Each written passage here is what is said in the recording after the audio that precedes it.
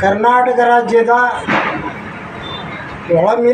ಒಳ ಮೀಸಲಾತಿ ಹೋರಾಟ ಸಮಿತಿಯ ಹೋರಾಟಗಾರರು ಏನು ಬೀದರ್ ಬಾಗಲಕೋಟೆ ಭಾಗದಿಂದ ಬೆಂಗಳೂರು ವಿಧಾನಸೌಧ ಮತ್ತು ರಾಜ್ಯಪಾಲರ ಭವನ ಚಲೋ ಕಾರ್ಯಕ್ರಮ ಇಟ್ಟುಕೊಂಡಿದ್ದು, ಒಳ ಮೀಸಲಾತಿಯನ್ನು SC ST ಹುದ್ದೆಗಳನ್ನು ಭರ್ತಿ ಮಾಡೋದಕ್ಕೆ ಮುಂಚೆ ನೀವು ಜಾರಿಗೊಳಿಸಬೇಕು. ನಾಗಮೋಹನ್ ದಾಸ್ರವರ ವರದಿಯನ್ನು ಅನುಷ್ಠಾನಕ್ಕೆ ತನ್ನಿ ಅಂತ ಬರ್ತಾ ಇರ್ತಕ್ಕಂಥ ಕಾಲ್ನಡಿಗೆಗೆ ಸಿರಾ ತಾಲೂಕಿನಿಂದ ಹೆಚ್ಚಿನ ಸಂಖ್ಯೆಯಲ್ಲಿ ಹೋರಾಟಗಾರರು ಭಾಗವಹಿಸಿ ಅವರಿಗೆ ಸ್ವಾಗತವನ್ನು ಕೋರಬೇಕು ಮತ್ತು ವೈಯಕ್ತಿಕವಾಗಿ ನಾನು ಸಹ ಅವರಿಗೆ ಸ್ವಾಗತವನ್ನು ಕೋರ್ತೇನೆ. ಕರ್ನಾಟಕ ರಾಜ್ಯದ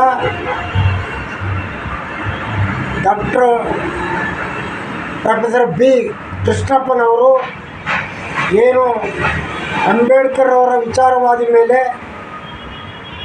ಕರ್ನಾಟಕ ದಲಿತ ಸಂಘರ್ಷ ಸಮಿತಿ ಅಂತ 74-75 ಸ್ಥಾಪನೆ ಮಾಡಿದರು. ಆ ಸಮಿತಿ ಇವತ್ತು ವಿಘಟನೆಗೊಂಡು ಅನೇಕ ಮುಖಗಳಾಗಿ ಹೋರಾಟವನ್ನು ಮಾಡ್ತಾ ಇರ್ತಕ್ಕಂಥದ್ದು ಒಂದು ವಿಷಾದಕರ ಸಂಗತಿ. ಆದರೂ ಸಂವಿಧಾನ ಸಂದರ್ಭ ಎಲ್ಲ ಹೋರಾಟಗಾರರು ಸಹ ಶೋಷಿತ ದಲಿತ ವರ್ಗದ ಪರವಾಗಿ ಧ್ವನಿಯನ್ನು ಎತ್ತುತ್ತಾ ಇರ್ತಕ್ಕಂಥದ್ದು ಒಂದು ಸಮಾಧಾನಕರವಾದಂಥ ವಿಚಾರ ಅಂತ ಈ ಸಂದರ್ಭದಲ್ಲಿ ನಾನಾದರೂ ಭಾವಿಸ್ತೇನೆ. ಬಂಧುಗಳೇ, ಕರ್ನಾಟಕ ರಾಜ್ಯದಲ್ಲಿ ಅತ್ಯಂತ ಪುಣ್ಯಕ್ಷೇತ್ರ ಅಂತ ಪಡೆದಿರ್ತಕ್ಕಂಥ ಧರ್ಮಸ್ಥಳ ಕ್ಷೇತ್ರದಲ್ಲಿ ಅಸ್ಪೃಶ್ಯ ಜಾತಿಯ ದಲಿತರಿಗೆ ಯಾವ ರೀತಿಯ ಸಮಾನತೆ ಇದೆ ಅಥವಾ ಸಮಾನತೆ ಇಲ್ಲ ಅನ್ನೋಂಥದ್ದನ್ನು ಕಳೆದ ಸೌಜನ್ಯ ಕೇಸ್ ಏನು ಹೊರಬಿತ್ತು, ಅಂದಿನಿಂದ ಆ ಭಾಗದ ಸಾಮಾಜಿಕ ಹೋರಾಟಗಾರರು, ದಲಿತ ಚಿಂತಕರು MB ಕರಿಯ ಮತ್ತು ಸೋಮನಾಥ ನಾಯಕ ಅಂತಕ್ಕಂಥವರು ಎಳೆಯಾಗಿ ಹೇಳ್ತಾ ಇದ್ದಾರೆ. ನಾನು ಸಹ ಆ ವಿಚಾರವಾಗಿ ಈಗಾಗಲೇ ಅನೇಕ ಬಾರಿ ಮಾತನಾಡಿದ್ದೇನೆ.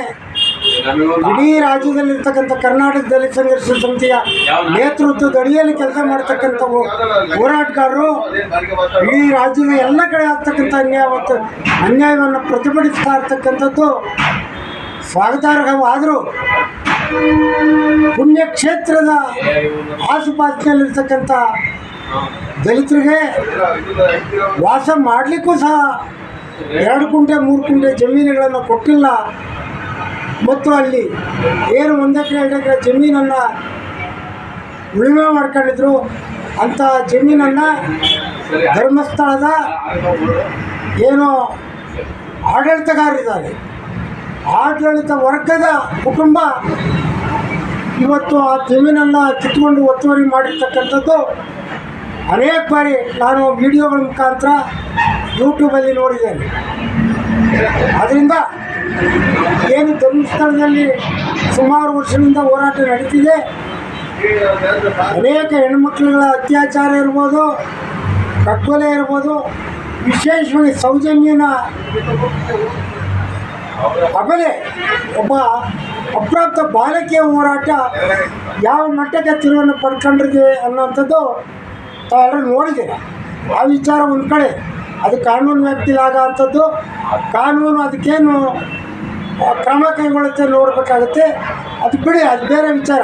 ಅದು ಒಂದು ಸೈಡ್ ಆದರೆ ಅಲ್ಲಿ ವಾಸ ಮಾಡ್ತಾ ಇರ್ತಕ್ಕಂಥ ದಲಿತರನ್ನ ಕೇವಲ ಸ್ವಚ್ಛತೆಗೋಸ್ಕರ ಬೆಳೆಸ್ಕೊಂಡು, ಕಸ ಚರಂಡಿ ಬಾಚಿಕೆ ಬೆಳೆಸ್ಕೊಂಡು ಅವರಿಗೆ ಸಮಾನವಾದ ಸ್ಥಾನಮಾನವನ್ನು ಕೊಡದೇ ಇರ್ತಕ್ಕಂಥದ್ದು ಇದು ಯಾವ ಸಾಮಾಜಿಕ ನ್ಯಾಯ ಅನ್ನೋಂಥ ಪ್ರಶ್ನೆ ಕಾಡ್ತಾ ಇದೆ. ಅಲ್ಲಿ ಒಂದು ದೇವರಿದೆ, ದೇವರಿದ್ದಾನೆ ಅಂತ ನಾವು ನಂಬಿದ್ದೇವೆ. ಅದು ಅಣ್ಣಪ್ಪ ಇರ್ಬೋದು, ಮಂಜುನಾಥ ಇರ್ಬೋದು, ಅದು ನಮ್ಮ ನಂಬಿಕೆ. ಆ ನಂಬಿಕೆಗೆ ಅಲ್ಲಿನ ಆಡಳಿತ ವರ್ಗ ಅವಮಾನವನ್ನು ಮಾಡಿ ದಲಿತರನ್ನ ಕೆಟ್ಟದಾಗಿ ನಡೆಸ್ಕೊಳ್ತಾ ಇರ್ತಕ್ಕಂಥದ್ದನ್ನು ನೋಡಿದಾಗ ಭಾಳ ದುಃಖಕರ ಸಂಗತಿ. ಅದರಿಂದ ಈ ರಾಜ್ಯದ ಎಲ್ಲ ಹೋರಾಟಗಾರರು ಒಂದು ಸಾರಿ ಧರ್ಮಸ್ಥಳದ ಕಡೆ ಕಾಲ್ನಡಿಗೆ ಜಾಥವನ್ನು ಮಾಡಿ ಅಲ್ಲಿನ ಪರಿಸ್ಥಿತಿಯನ್ನು ಅಧ್ಯಯನ ಮಾಡಿ ನ್ಯಾಯವನ್ನು ದೊರಕಿಸಿಕೊಡ್ತೀರಾ ಅಂತೇಳಿ ಈ ಸಂದರ್ಭದಲ್ಲಿ ನಾನು ಅತ್ಯಂತ ವಿನಮ್ರವಾಗಿ ಬೇಡ್ಕೊಳ್ತೀನಿ.